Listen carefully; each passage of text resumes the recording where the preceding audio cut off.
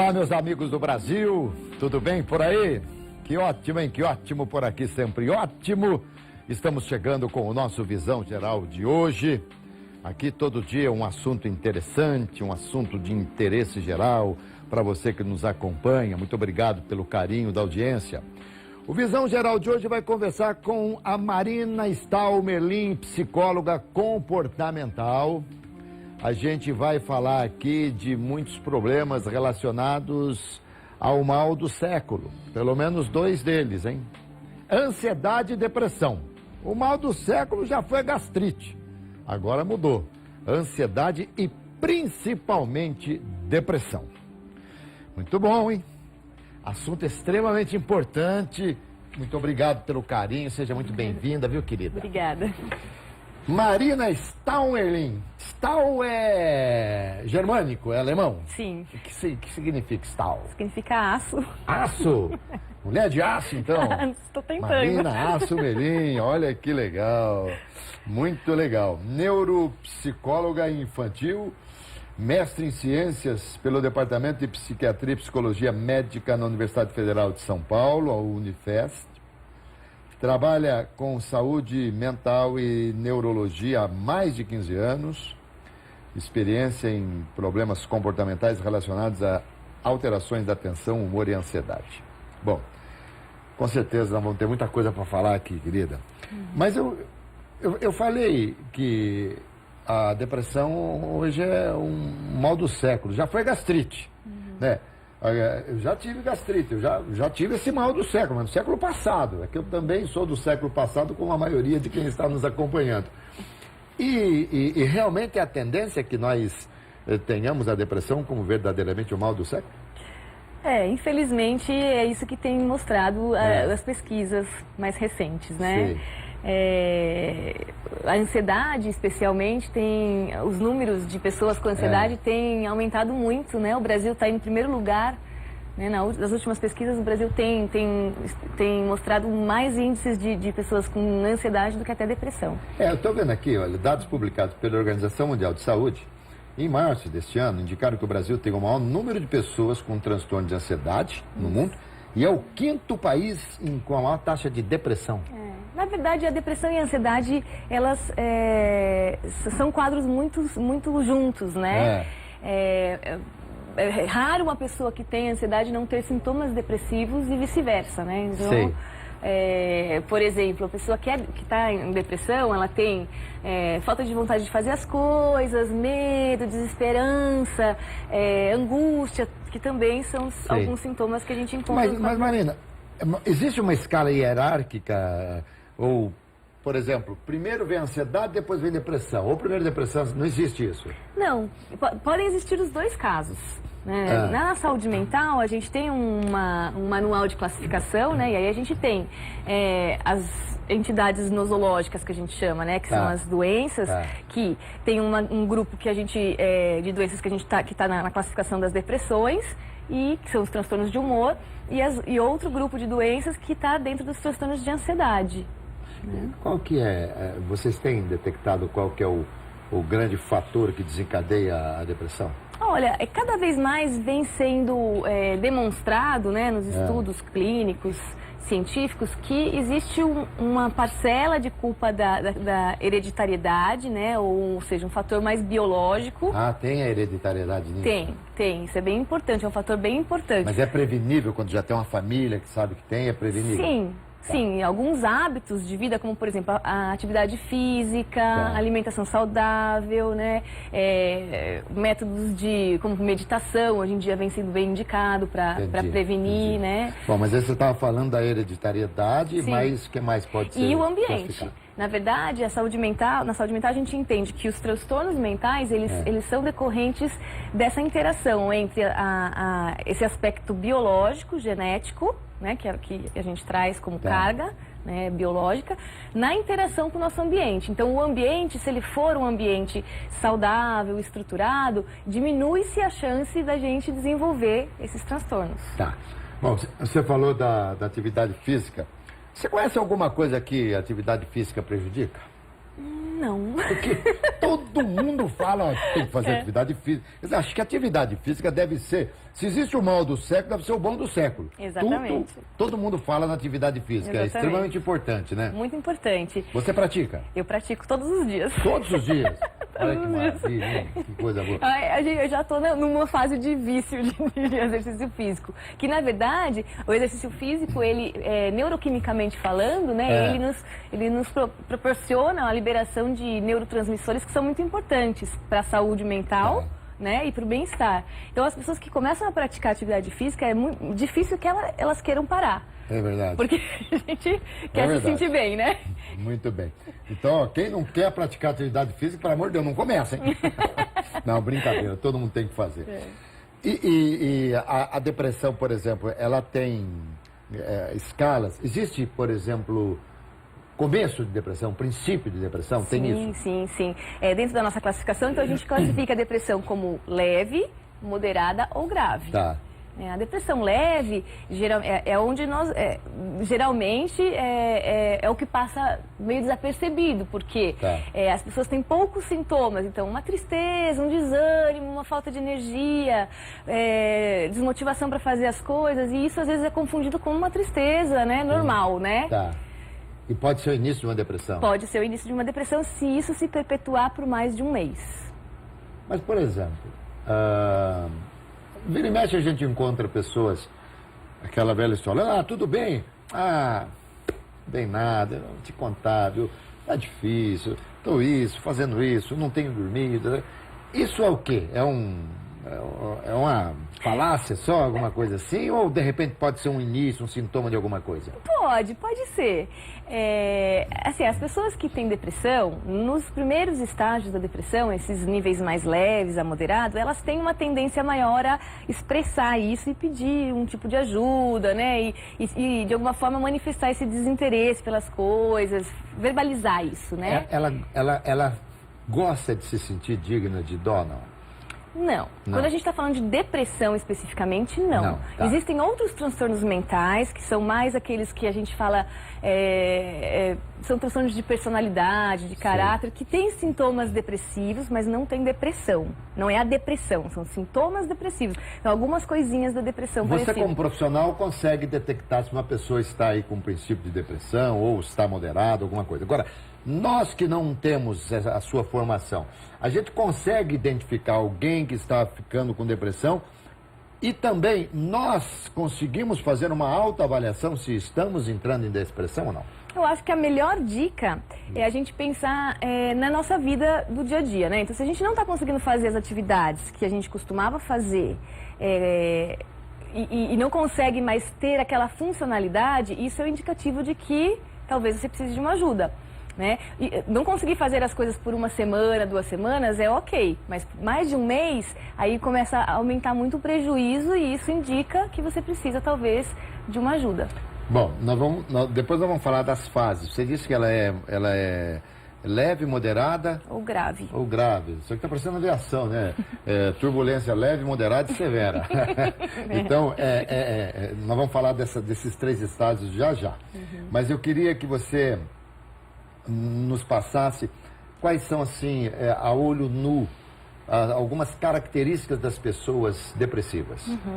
A característica mais importante é a alteração do humor. Do humor. Então, a diminuição da vontade de fazer as coisas, que a gente chama de anedonia, e a dificuldade de sentir prazer em atividades que antes davam prazer. E bom, então, claro que para a gente descobrir isso nas pessoas, a gente precisa conhecer como diria, o passado, o background, né, da pessoa. Olha, eu estava com ela estava sempre rindo, contava muita piada, agora não faz mais nada. Então, isso então a gente pode já detectar. Sim. E elas aceitam quando nós falamos para que elas procurem pessoas especializadas, profissionais, assim, elas aceitam? Depende muito da história. O depressivo é agressivo, desculpa. Não, existem alguns depressivos, principalmente as crianças, quando ficam deprimidas, elas ficam mais irritadas. Crianças deprimidas? Sim. A tendência de crianças deprimidas é ficar mais agressiva, mais opositora, mais irritada. Então, esse é um sintoma mais visto nessa faixa etária. E é uma doença? Na verdade, a gente chama de transtorno e não de doença, porque, na verdade, a palavra doença a gente usa quando a gente está falando de uma coisa que é sempre igual, que a manifestação é sempre igual. O transtorno a gente usa quando a gente está falando de um quadro que varia de pessoa para pessoa. Então, eu posso ter uma depressão, na qual eu tenho uma sensação de não ter energia para fazer as coisas, querer só dormir, e você pode ter uma depressão que você não consegue dormir, por exemplo. Ah, bom, vamos chegar lá. Mas antes aqui tem um dado que cerca de quase 5% do planeta, né, das pessoas que habitam, quase 5% tem depressão. É um número grande, hein? É bastante. Olha, é muito grande esse número. É bastante. Ele o transtorno que causa maior ônus, né, para os governos, de afastamento, por conta de afastamento. O SUS trata a depressão? Trata. Normal? Trata. E normalmente a recuperação de quem está deprimido é uma coisa assim morosa, lenta, porque me consta que há depressões que as pessoas ficam muitos anos. Sim, exato. As depressões que são mais biológicas, ou seja, que existe um fator genético maior, a tendência é que ela se perpetue por mais tempo na vida dessa pessoa.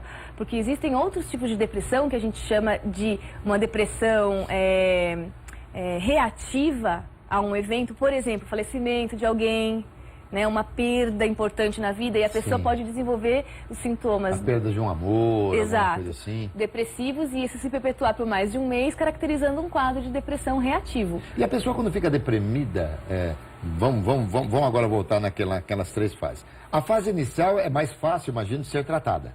Sim, com certeza. Isso é tratado com medicação, não? Geralmente a gente faz um combo. Um combo, é muito legal, não? Um combo. Um mix. Um mix. Muito bem. Se for uma coisa muito leve, a primeira abordagem é comportamental. Então, vai fazer uma terapia, uma orientação, tentar reorganizar a vida, reestruturar algumas coisas. Se esses sintomas já estão um pouco... né, tendo um impacto muito grande na vida, a sugestão é combinar a terapia com a medicação. Mas você pode prescrever, não? Não, eu não prescrevo. Você tem que encaminhar para um psiquiatra. Exatamente. Na nossa clínica a gente tem uma equipe para a gente poder fazer todo esse trabalho junto, né? Mas quem prescreve é o médico. É o médico, de preferência psiquiatra. Porque tem outros médicos que prescrevem... Não, sim, claro, né, para depressão. O que não deveria. O que não deveria. Mas isso aí está acabando, hein?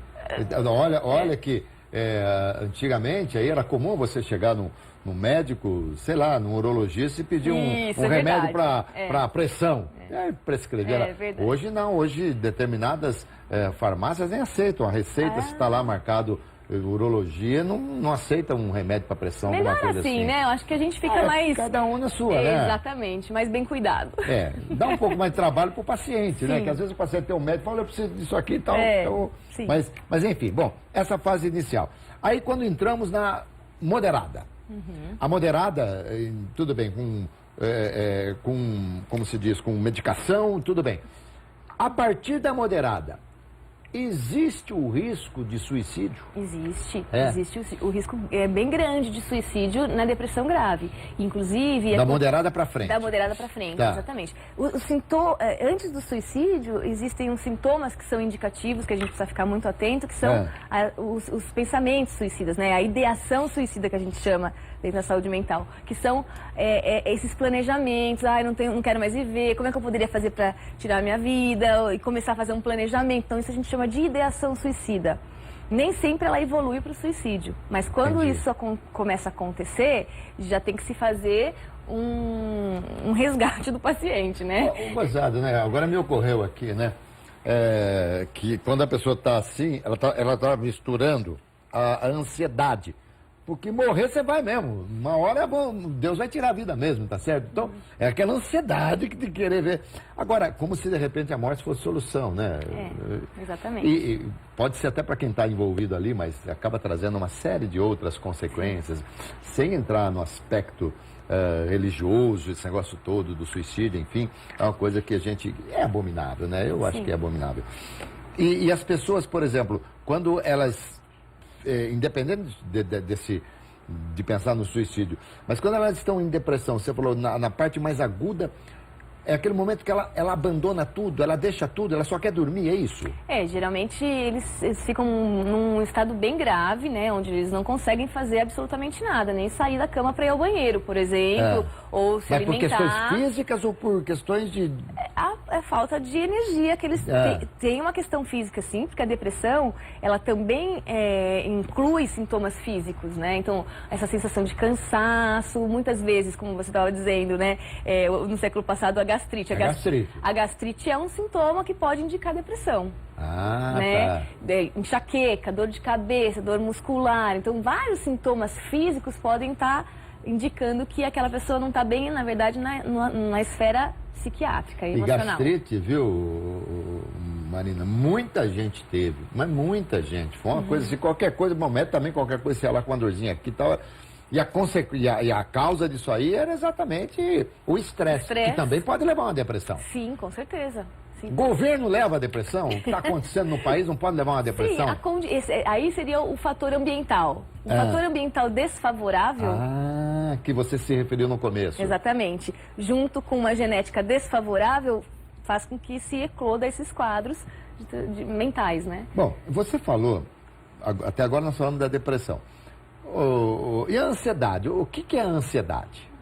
A ansiedade é uma resposta do nosso organismo frente a uma situação que o nosso cérebro julga que é perigoso, né?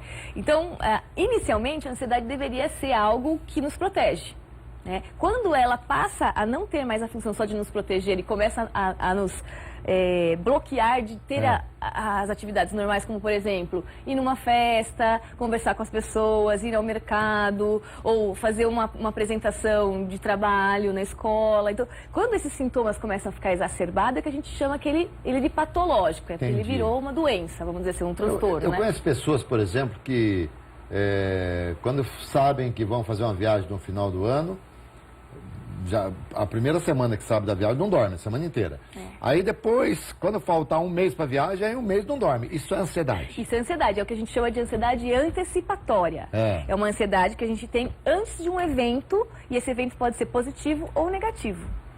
Por exemplo, você, claro que você tem assim uma fluência verbal muito boa, fala bem, está acostumada com o público, você não tem nenhum problema com câmera de televisão e nada. Mas alguém que vai dar uma entrevista na televisão pode criar um quadro de ansiedade e isso aí ser um complicador? Sim, existe um tipo de ansiedade que a gente chama de ansiedade social, né?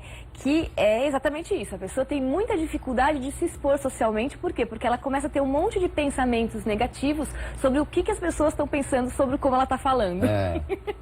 Então, aquela pessoa olhou para mim de um jeito diferente, acho que ela não gostou do que eu falei, e aí esse monte de pensamentos negativos vai desestruturando a pessoa vai ficando muito ansiosa. E a ansiedade pode desencadear um apetite desenfreado? Pode.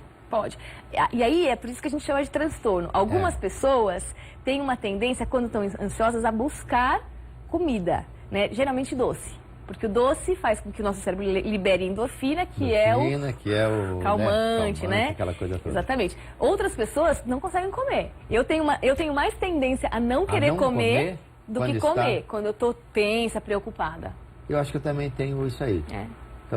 Então, pelo meu corpo, você percebe que eu não sou uma pessoa tão ansiosa, porque se eu fosse, eu estaria bem mais magro, né?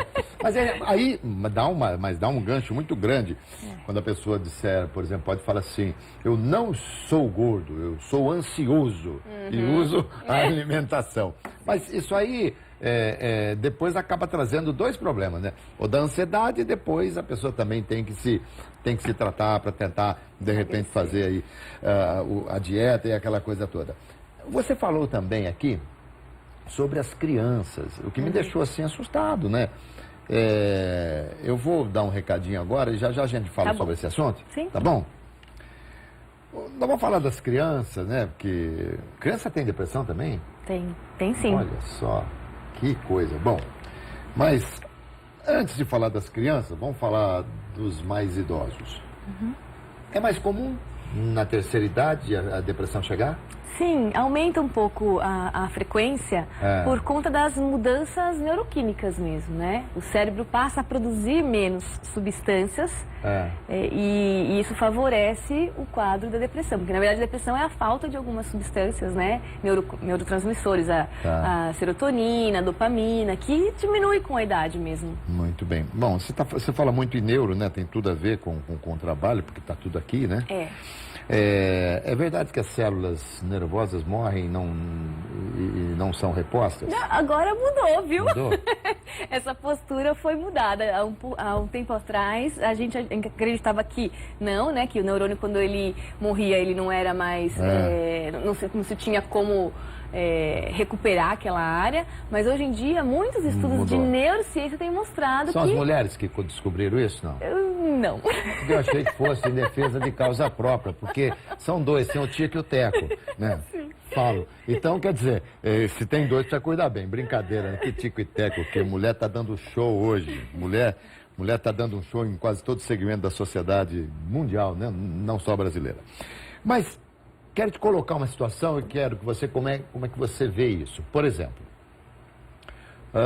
vamos pegar uma pessoa famosa. O Silvio Santos, ele já passou dos 80, está com quase 86 anos. Mas vamos imaginar que o Silvio Santos, por alguma razão, deixasse de ser o Silvio Santos da televisão. Ele teria uma tendência maior a ter uma depressão, porque ele não teria mais aquele assédio. As pessoas falam, os jogadores de futebol, quando encerram a carreira, alguns seguem caminho de comentaristas, esses negócios em TV, mas nem todos. E eles são muito assediados a todo momento, entram nos estádios, aplausos e tal. Quando isso acaba, é preciso se fazer um tratamento para que não se torne uma depressão? Depende muito da pessoa, né? E o quanto importante era aquela situação que ela estava vivendo. Se ela lida bem com mudanças na vida, ela pode não desenvolver a depressão, simplesmente ter uma reação, às vezes, de adaptação, né, a uma nova situação de vida e não ter nenhum sintoma depressivo. Agora, pode acontecer da pessoa só fazer aquilo e só ter aquilo de prazer na vida, e quando aquilo se acaba, ela se vê numa condição onde ela não tem motivação para fazer mais nada, ela perde toda a estrutura dela de prazer, né? Hoje, coincidentemente, é o dia do radialista. E eu sou radialista desde 1969. Parabéns. Faz tempo, né? Obrigado, né? Recebi hoje muitos parabéns e tal. Aliás, eu parabenizo todo radialista, porque eles merecem os parabéns, porque não é fácil ser radialista não, né? E hoje eu percebo o seguinte, alguns radialistas que eu conheci, com os quais eu tive a oportunidade de trabalhar, hoje estão reclusos. Porque as emissoras, por várias razões, né? Nós estamos num país recessivo, as emissoras de comunicação reduziram demais seus quadros, então alguns não estão trabalhando, e isso desencadeou uma certa tristeza, e pode ser, e é preciso tomar cuidado para que não se torne essa tristeza, não se torne uma depressão. Sim, sim. Sim, porque na verdade a gente tem que entender que essa fase da vida, né, a terceira idade, ela, não só a parte neuroquímica, mas o ambiente se modifica muito. Então, o que a gente estava acostumado a fazer, a gente não faz mais. A gente não trabalha com tanta intensidade, a gente não está mais tão ativo, a gente já não consegue fazer algumas coisas. Então, a gente tem... É uma fase de muitas perdas. Mas falam que é a melhor idade, hein? Então, é a melhor idade se você souber usar. Né? Então, é isso que a gente tem que trabalhar. A gente precisa se adaptar. Então, eu vou deixar de trabalhar, eu vou deixar de fazer determinadas coisas, mas eu vou fazer outras coisas. Né? O que você pode fazer? O que você pode fazer nesse tempo livre? A atividade contínua é um grande remédio? É o grande remédio. Inclusive, esse é o remédio mais protetivo de doenças de demências, por exemplo, Alzheimer e tal. Fazer atividades, fazer com que seu cérebro esteja sempre aprendendo alguma informação. Então, aprender uma língua, fazer uma atividade física diferente, viajar. Isso tudo faz com que o nosso cérebro esteja sempre em estimulação. Muito bom. Viajar principalmente, né? Que é muito bom, conhecer lugares e tal. Ainda mais hoje, o turismo está tão barato, né? A gente pode aproveitar, né? O turismo está terrível hoje, não está difícil. Mas sabe o que acontece com o turismo? É bom até a gente falar isso aí. está despertando no país, embora nós também estejamos vivendo uma complicação aqui em termos de preço, de caresia no próprio país, mas está muito mais fácil hoje viajar para o Brasil do que viajar para o exterior. Vamos aproveitar para conhecer um pouquinho o nosso Brasil, que tem muita gente que não conhece. Vamos lá, criança.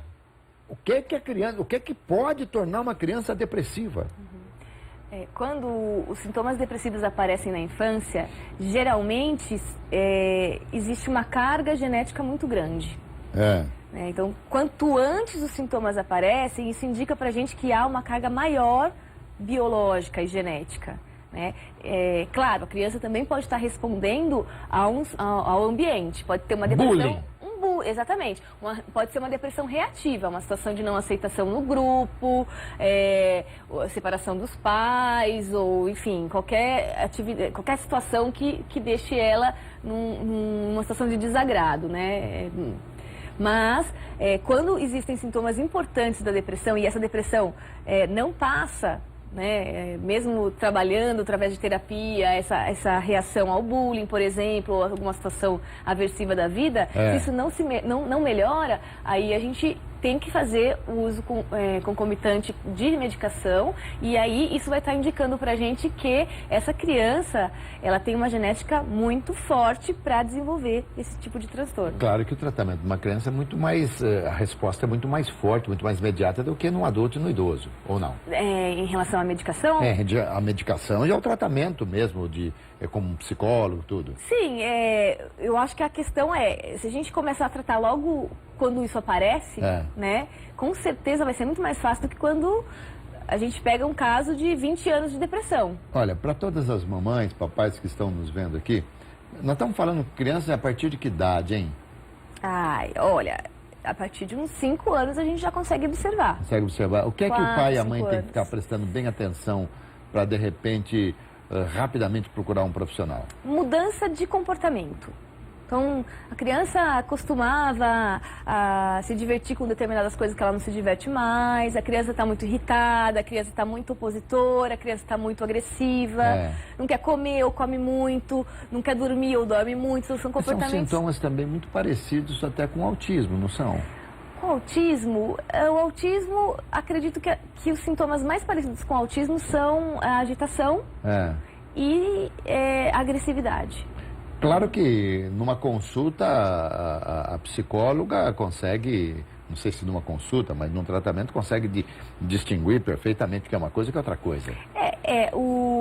O diagnóstico dos transtornos mentais tem que ser feito em equipe. Né? Então é muito importante que o psicólogo olhe, mas é muito importante que a gente tenha também o respaldo de uma visão médica. Porque o médico ele é mais treinado a fazer diagnóstico do que os psicólogos. Marina, pessoa que rói unha, né? É um sinal de ansiedade? Sim. Às vezes, um sinal típico de ansiedade. E olha, às vezes as pessoas roem que você olha pra mão, não tem mais unha pra roer. Sim. Eu quando chego perto dessas pessoas, eu tenho uma certa intimidade, eu falo, se precisar eu tenho aqui, tá? Porque é impressionante. As pessoas vão, é uma coisa assim, é uma coisa que não consegue conter. E eu, quando era garoto, olha que coisa interessante, você tá falando aí. Garoto que rói unha, como eu roía a unha, por exemplo, lá atrás, então eu era ansioso lá atrás. Tinha essa ansiedade. Você podia estar vivendo um momento ansioso. Então, tem muita gente que rói unha só em situações específicas. Na prova, ou antes de fazer uma apresentação, mas que não é uma coisa constante, né? Se for uma coisa constante, indica que essa pessoa está toda hora ansiosa. Aí a gente já tem que olhar com um pouco mais de cuidado. Eu tenho um bom remédio para essa ansiedade aí. Pimenta no dedo dormindo, foi o que meu pai colocava. E dormia, ele colocava pimenta, molho de pimenta assim, passava, ele ficava daquelas bem bravas mesmo, punha na boca assim. Aí eu tinha que lavar a mão para começar a roer a unha, tá certo? Mas então, isso é um sinal de ansiedade. É um sinal. Tá. E hoje as pessoas, sei lá, eu vejo ainda muita gente roendo unha. Muito mas frequente. Mas o que alivia para a pessoa isso? Ela descarrega o que ali? É igual a comida, né? Comida ou qualquer comportamento, um tiquezinho. Então a pessoa descarrega naquela atividade motora aquela energia que está, né?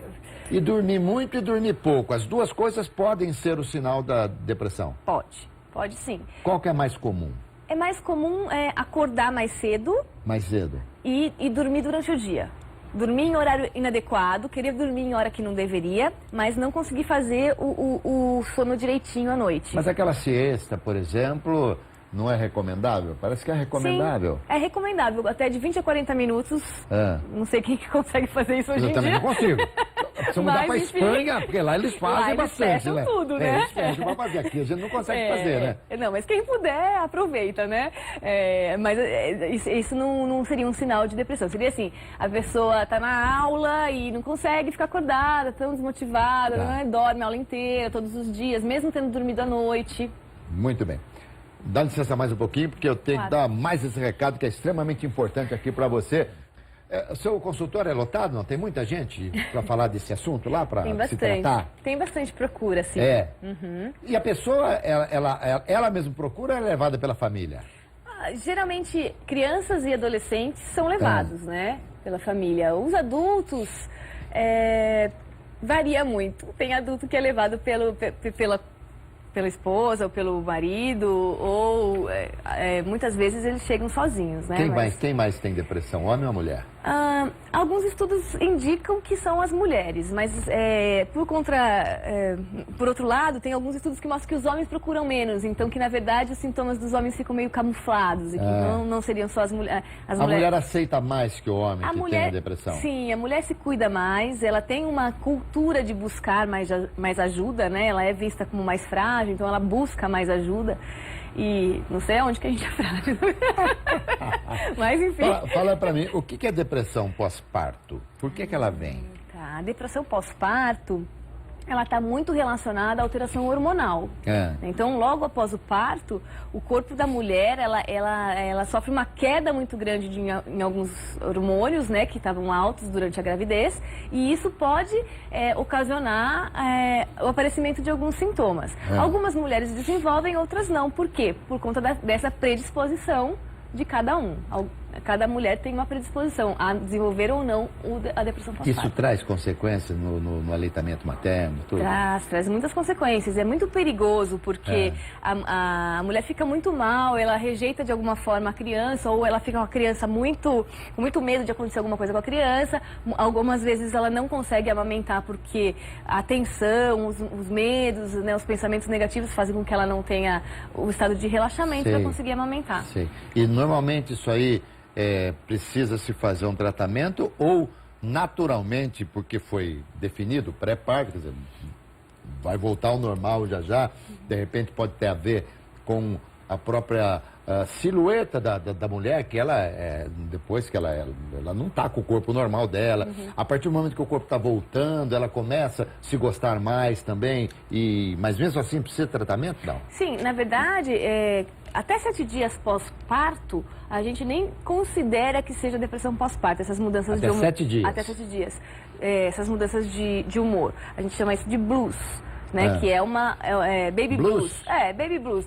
Que na verdade o quê? É uma alteração de humor decorrente dessa alteração hormonal, mas que é benigna e esperada, vamos dizer assim. A partir daí já é considerado algo importante e que, portanto, tem que ser tratado. Tá, gozado, né? E o marido tem um papel fundamental, imagino, nessa situação. Sim. Ele pode ajudar? De que forma que ele poderia ajudar? Durante esse período de 7 dias que pode haver essa mudança, como é que ele poderia ajudar? Dando bastante apoio, né? Não só emocional, mas estruturalmente, né? Ajudando